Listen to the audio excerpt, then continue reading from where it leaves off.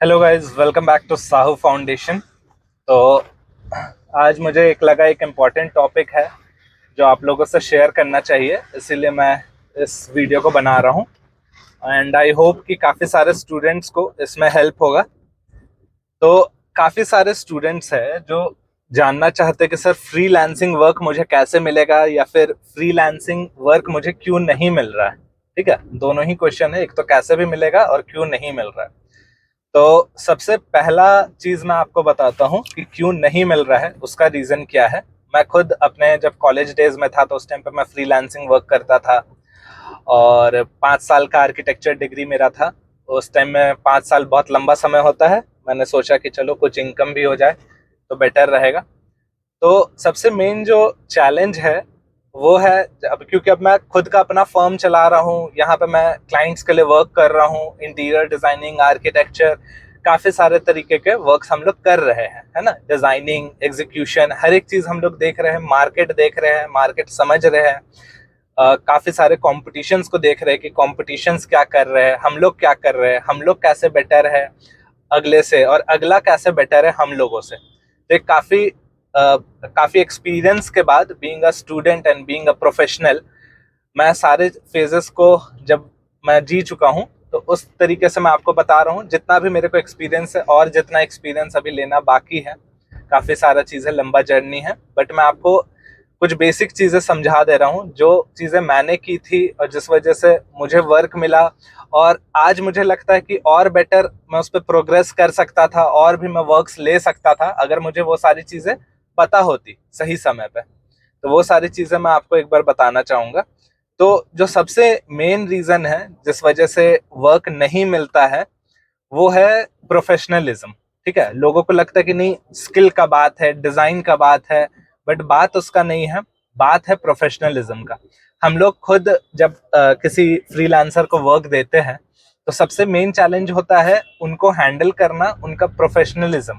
ठीक है, professionalism in the sense कि आप कैसे रेस्पॉन्ड कर रहे हो, आप कैसे बात कर रहे हो, आपको जब काम दिया गया है तो आप उस काम को कितने समय में कंप्लीट कर रहे हो। अगर नहीं भी कंप्लीट हो रहा है तो एक वैलिड रीजन है, या फिर बस आप बहाने बना रहे हो कि सर आज यहाँ चले गए थे, आज वहां चले गए थे, इसीलिए नहीं हो पाया सर, लाइट कट गया था सर।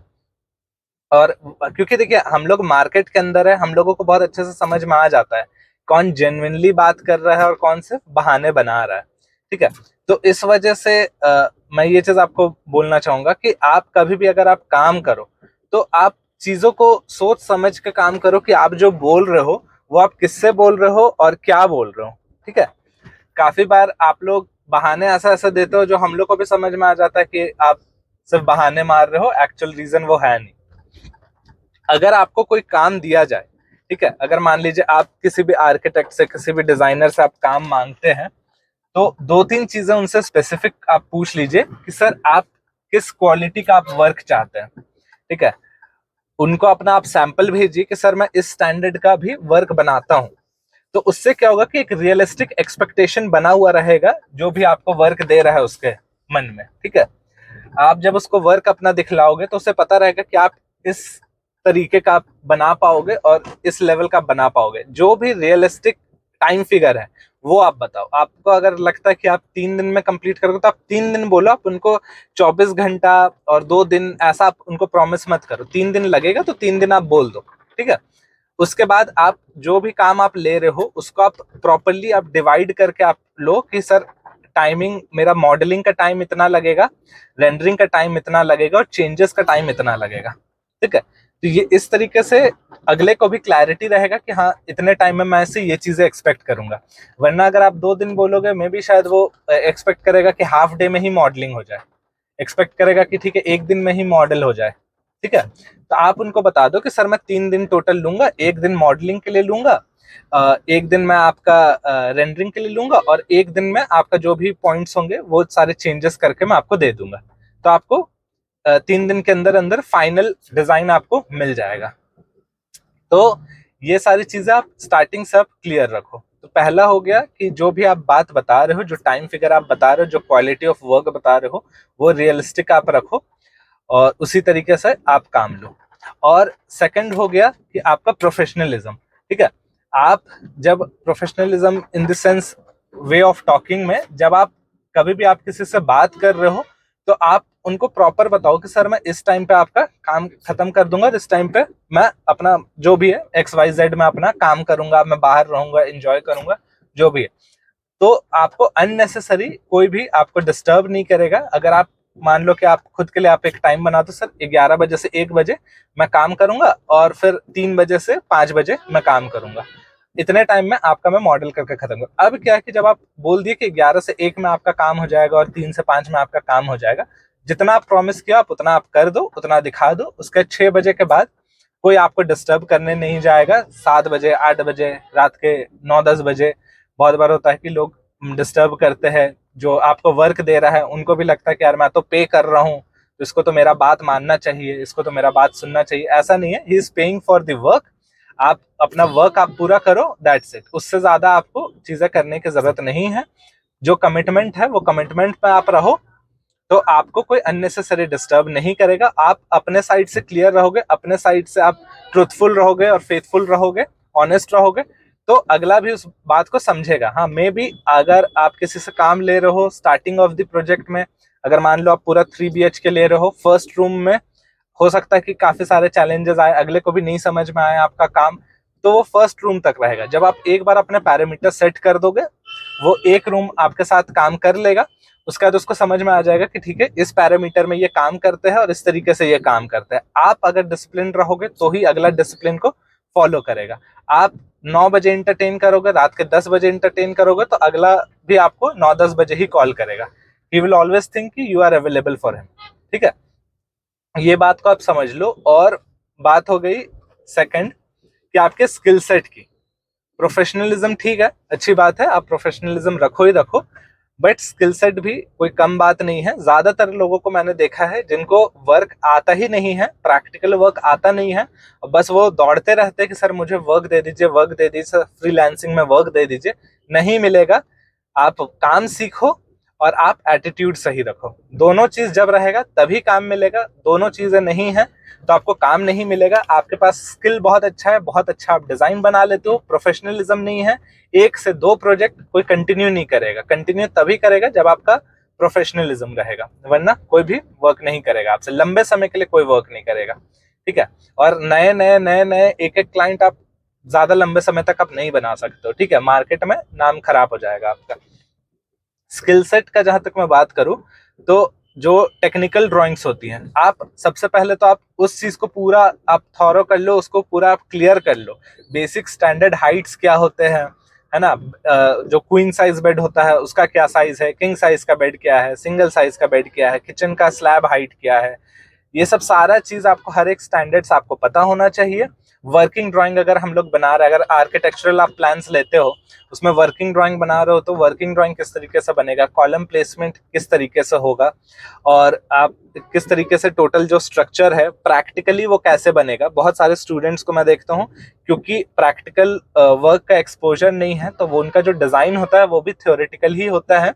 ऐसा डिजाइन होता है जो प्रैक्टिकली एग्जीक्यूट करना पॉसिबल नहीं है ना। या फिर सही मायने में बोलूं तो जिस बजट में उसको एग्जीक्यूट करना है वो चीजें नहीं है, ना ही बजट होता है, ना ही टेक्निकली वो चीज पॉसिबल होता है। तो ये सब चीजों को आप करेक्ट कर लो पहले, और rather then rushing for a freelance project, आप एकदम माइंड मेकअप करके 3 साल के लिए आप किसी अच्छे फर्म में आप काम करो। एंड अच्छे फर्म कहने का मतलब ज्यादा पे करने वाले फर्म का बात मैं नहीं कर रहा हूँ, जहां ज्यादा आप काम सीख सको वैसे जगह पे आप काम करो।